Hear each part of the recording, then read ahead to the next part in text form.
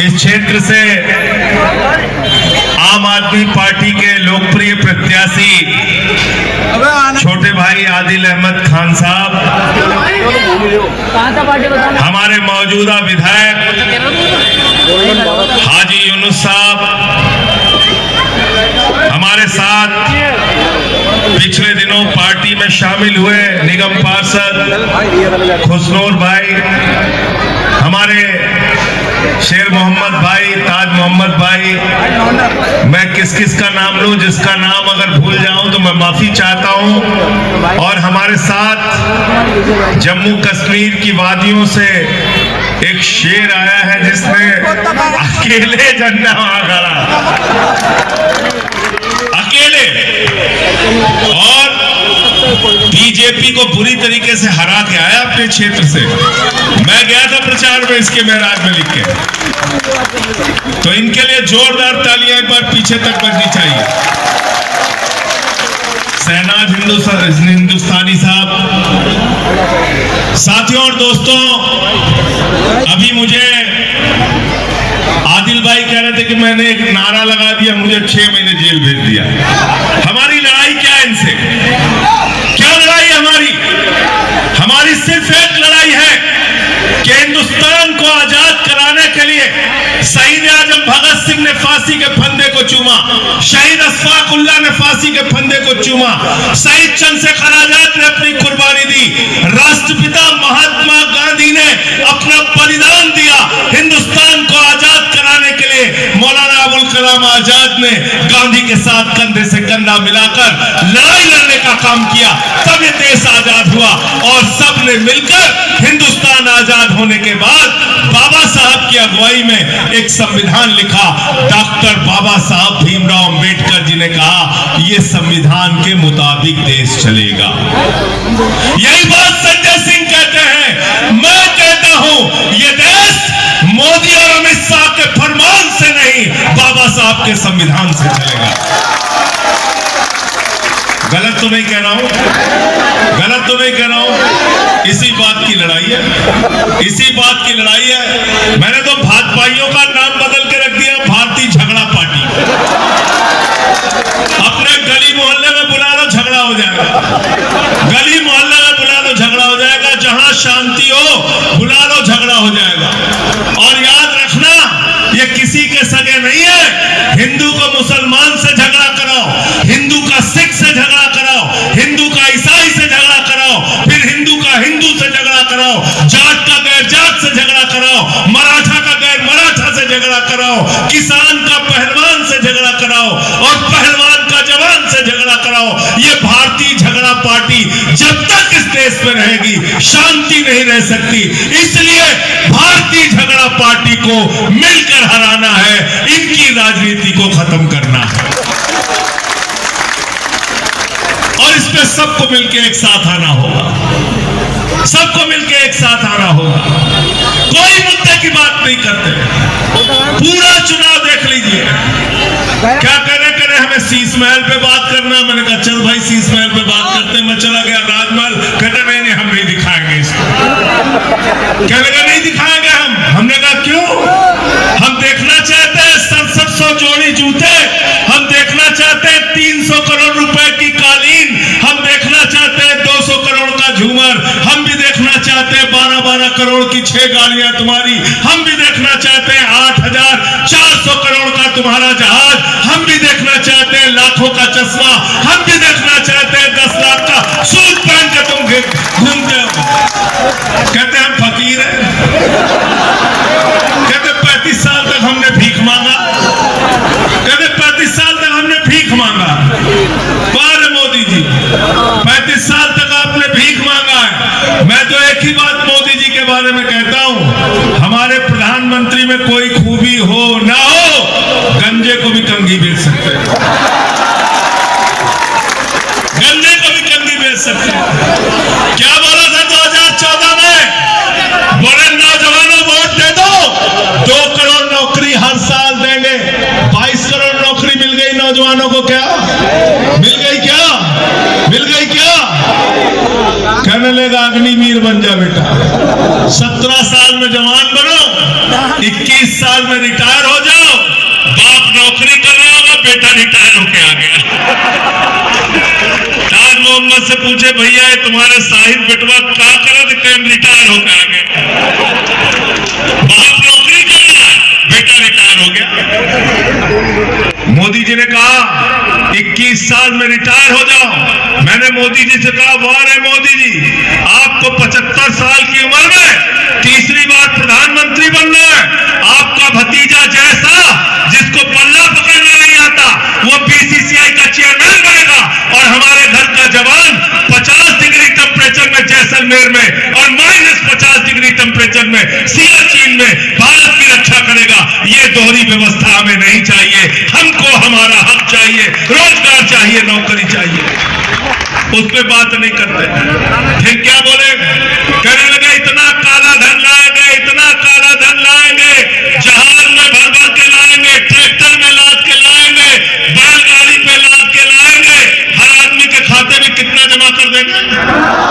सबको याद है, कोई भूला नहीं।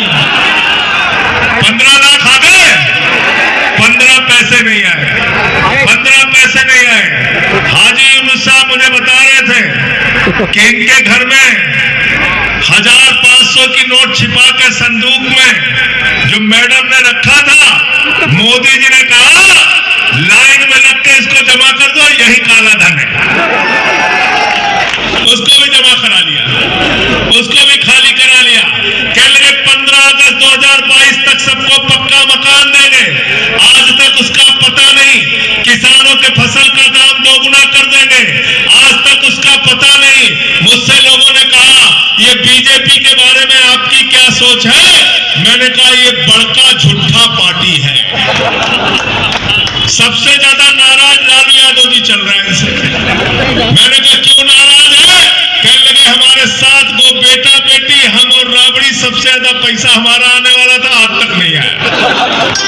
उनको भी 15 लाख का इंतजार था। तो इनसे सावधान रहना है। इनको देश से मतलब नहीं, इनको इंडिया से मतलब नहीं।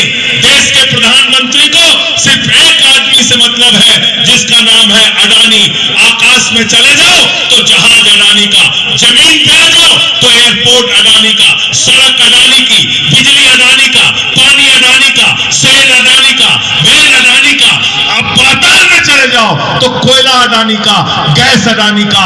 आकाश से लेकर पाताल तक हिंदुस्तान को नीलाम करने का काम नरेंद्र मोदी ने अडानी के हाथों में किया है। इसीलिए मैंने संसद में नारा लगाया था, मोदी अडानी भाई भाई, देश बेच के। नाराज हो गए, मुझे 6 महीने जेल भेज दिया। मैं निकल के आया, पछताने लगे, बोले जेल में ही था, ठीक था। 4 गुना ज्यादा और बोलने लगा। मैं मोदी जी से कहना चाहता हूं और बीजेपी वालों से कहना चाहता हूं, जब तक जिंदा हो तुम्हारी नफरत की राजनीति के खिलाफ लड़ता रहूंगा। एक बात कान खोल के सुन लो, जब तक जिंदा हो तुम्हारी नफरत की राजनीति के खिलाफ लड़ता रहूंगा।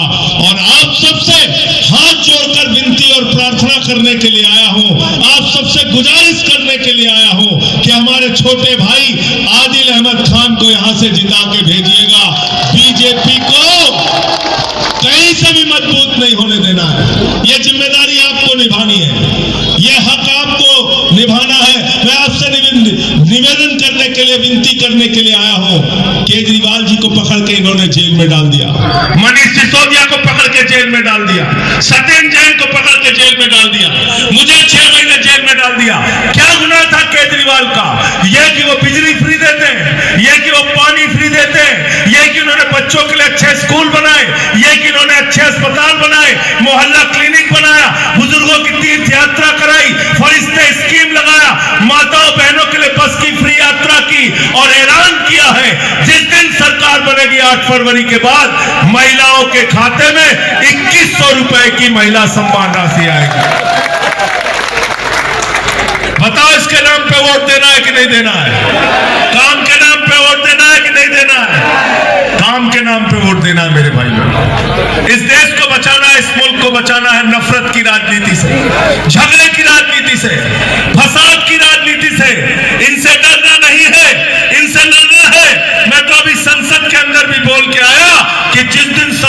परिवर्तन हुई, एक भी आदमी बाहर नहीं दिखेगा जितनी गुंडागर्दी कर रहे हो तुम लोग। एक भी गुंडे तुम्हारे बाहर नहीं दिखेंगे। केजरीवाल के गाड़ी पे हमला करते हो, हमारे कार्यकर्ताओं के साथ मारपीट करते हो, ये गुंडागर्दी हम लोग बर्दाश्त करने वाले लोग नहीं है। तुमसे लड़ेंगे और जीतेंगे। और एक बात मैं कहना चाहता हूं, आदिल भाई कुछ परेशान थे, कुछ लोग कांग्रेस के चक्कर में इधर उधर भटक रहे हैं। कांग्रेस का पूरी दिल्ली में सफाया होने जा रहा है, उनके चक्कर में मत पड़ना। अपने वोट को बर्बाद करने की जरूरत नहीं है। और एक बात मैं आपको बता दूं, कर्नाटक में कांग्रेस को जिताया कि नहीं जिताया लोगों ने? जिताया कि नहीं जिताया? कहां चले गए सब? जोर से बोलिए भाई, कहां चले गए? मध्य प्रदेश में जिताया कि नहीं जिताया? कहां चले गए? कहां चले गए? उत्तराखंड में जिताया कि नहीं जिताया? कहां चले गए? अरुणाचल में जिताया कि नहीं जिताया? पूरी की पूरी अरुणाचल की पार्टी बीजेपी में चली गई, बीजेपी में चली गई। तो आप मुझे बताइए, वोट देते हैं लोग कांग्रेस को, चले जाते हैं सब बीजेपी में। कांग्रेस का हाथ बीजेपी के साथ पोस्टर बना हुआ है। तो इसलिए मैं आपसे कहने के लिए आया हूं, हाथ जोड़ के विनती करने के लिए आया हूं, जब 5 तारीख को वोट डालने के लिए जाना तो अरविंद केजरीवाल के काम को याद करके जाना, याद करके जाना। बिजली फ्री और वो 0 बिजली का बिल देख के जाना। जैसे मोदी जी कहते ना, घर का सिलेंडर देख के जाना, तो घर का सिलेंडर देख के जाओगे तो 1200 रुपए का तो सिलेंडर कर दिया मोदी जी। ऐसी सरकार है ये, ऐसी सरकार है। नई कार खरीदो तो टैक्स देना है, पुरानी कार बेचो तो टैक्स देना है, बैंक में पैसा रखो तो टैक्स देना है, बैंक से पैसा निकालो तो टैक्स देना है, प्याज खरीदो तो महंगी, टमाटर खरीदो तो महंगा, पेट्रोल खरीदो तो महंगा, डीजल खरीदो तो महंगा, दाल खरीदो तो महंगा, सरसों का तेल खरीदो तो महंगा। शिकायत करने जाओ तो निर्मला सीतारमन जी कहते हैं हम तो प्याज खाते ही नहीं, कहते प्याज ही नहीं खाते, कहते टमाटर नहीं खाते। तो इसलिए अभी आप कह दोगे कि मैडम जो है हवा पे टैक्स लगा दीजिए, आप हवा पे टैक्स लगा दीजिए, हवा पे टैक्स लगा दीजिए। तो इसलिए मैं साथियों और दोस्तों आपसे कहने के लिए आया हूं, ये नौजवान आदिल हमारे साथ आज से नहीं, बहुत शुरुआत से संघर्ष में हमारे साथ लगा हुआ है, लाठियां खाई हैं, घसीटा गया सड़कों पे, जेल गया है। और मैं धन्यवाद देना चाहूंगा हाजी साहब का। मैंने इनसे कहा, हाजी साहब ऐसे नौजवान का साथ आपने देना है, तो इन्होंने सारी बातों को पीछे छोड़ के कहा कि हम कंधे से कंधा मिला के साथ में चलेंगे और जिताने का काम करेंगे। आज कितनी अच्छी बात है, सारे लोग इस मंच पे आपको दिखेंगे। जो टिकट मांग रहे थे, जो टिकट के दावेदार थे, सबने सारी बातों को पीछे छोड़ के एक ही लक्ष्य रखा है, दिल्ली के अंदर आम आदमी पार्टी की सरकार बनानी है और भारतीय जनता पार्टी को बुरी तरीके से पराजित करना है। तैयार है सब लोग इस लड़ाई में हमारे साथ? तैयार है? क्या चुनाव निशान है आदिल का? क्या चुनाव निशान? क्या चुनाव निशान है? झाड़ू बहुत काम की चीज होती है, बहुत काम की चीज होती है झाड़ू। घर की सफाई करनी हो तो क्या चाहिए? क्या चाहिए? और मोहल्ले की सफाई करनी है तो क्या चाहिए? क्या चाहिए? और दिल्ली की सफाई करनी है तो क्या चाहिए? क्या चाहिए? और देश की सफाई करनी है तो क्या चाहिए? क्या चाहिए? और भाजपाइयों के दिमाग का भूत उतारना है तो भूत उतारने के लिए क्या चाहिए? क्या चाहिए? क्या चाहिए? तो आने वाली 5 तारीख को झाड़ू मार मार के इनका भूत उतारने का काम करना। 5 तारीख को झाड़ू मार मार के इनका भूत उतारने का काम करना।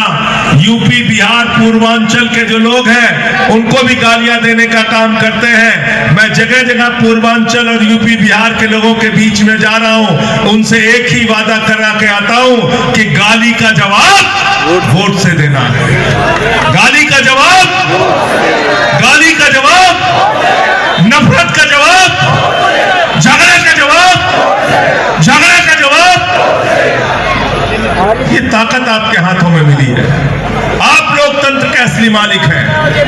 अपना सेवक बनाइए आदिल खान को और 5 साल आपके बीच में रहकर इस क्षेत्र की तरक्की के लिए काम करेंगे। किसी के चक्कर में मत पड़िएगा।